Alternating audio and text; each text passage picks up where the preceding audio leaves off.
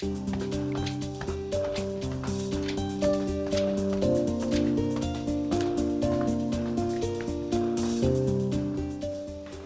name is Bærug. I'm actually Norwegian. I've lived in Latvia for more than 20 years and been involved in setting up information office for the Nordic Council of Ministers, then a regional university in northern Latvia, and the past years I've been more involved in tourism in Latvia. It started with a girl, a Latvian girl that was raised in the United States. That one summer she came to our neighboring farm and she was there for a month. And before that I didn't know much about Latvia.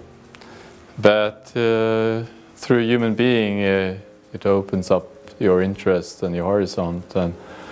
And when she left I had a strong interest to find out more about Latvia. And that was the same summer as I entered the Norwegian army. And as a NATO country, Norway also has as a bordering country to Russia, we have some courses in Russian in the army, so I joined that. And after that I continued studying Russian at university. And while I was in St. Petersburg, I had the opportunity to come to Riga for the first time in my life, and that was still back in the Soviet time. And after half a year in Leningrad, coming to Riga in 1987 was like coming home to Norway, even though it was a Soviet Latvia. But for me it was some kind of discovery to find out that there was a country and a land and a people that had been occupied, that had been under the Soviet coverage in a way so long, that so much reminded me still about my own Scandinavian country.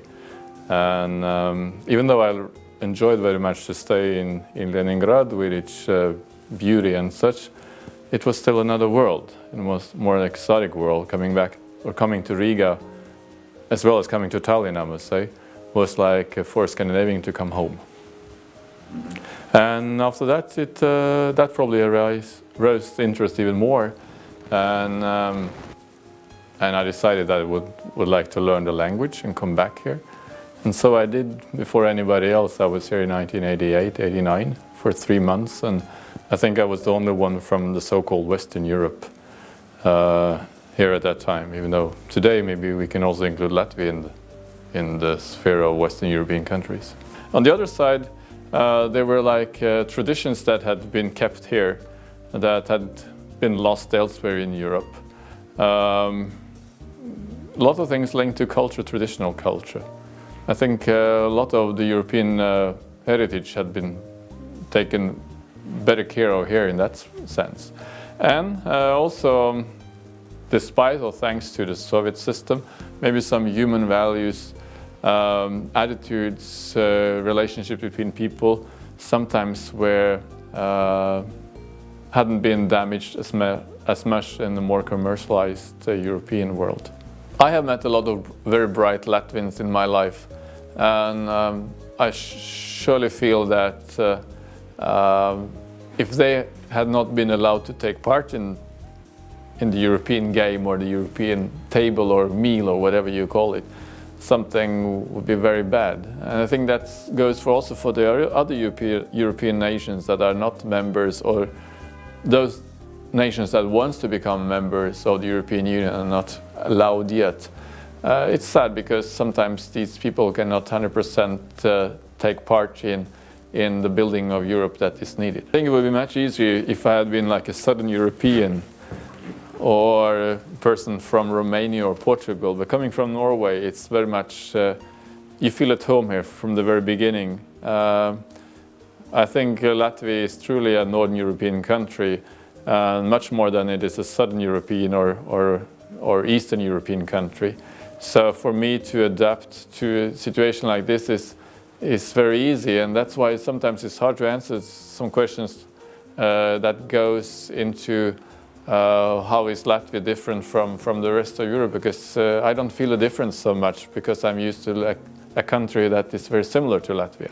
So I think that the conclusion is that Latvia is not Eastern European, Latvia is Northern European, and it shares the values that we have in Northern Europe. where the individual person is very much in the center, where people are used to harsh conditions and do complain sometimes, but when it's needed they don't complain anything more, and they are hardworking if it's needed, and they can get their act together, and they are, as a rule, I would say, very honest people. But we have exceptions in Norway, we have exceptions in Latvia. It's just a matter of fact that exceptions should not become the strongest part of the society. I remember my first impression when I started to work with the Latvian industry, travel industry, that I really was very proud of traveling abroad with the people working for the Latvian hospitality companies, because they were very professional. Well, I would say that Latvia is a beautiful green country, but Riga is something very special. I mean, there's only 2 capital areas in Europe where you have a capital plus a resort city by the sea so close. It's Rome and Riga. And I would clearly say that the beaches that we have around Riga are much better than the beaches that we have around Rome. And of course this combination with Riga and Jūrmala is unique. The other thing is that everything is compact. If you come to Riga, you don't have to be shuttled by bus for 1.5 hours from your hotel to your dinner site or to a site or museum. Everything is in walking distance. That's quite unique, even though it's a big city, almost 1 million inhabitants living in Riga and the surroundings. And then you have a very well preserved old town, and an even more maybe interesting area around the old town with Art Nouveau and Jugendstil, which is very unique in Europe. So the beauty of the city is there. And then you also have an element which is important for travelers, the price. According to some statistics a couple of years ago, no capital in the world had lower hotel prices than Riga. Maybe they were too low at that time, but still Riga has very competitive prices in European perspective.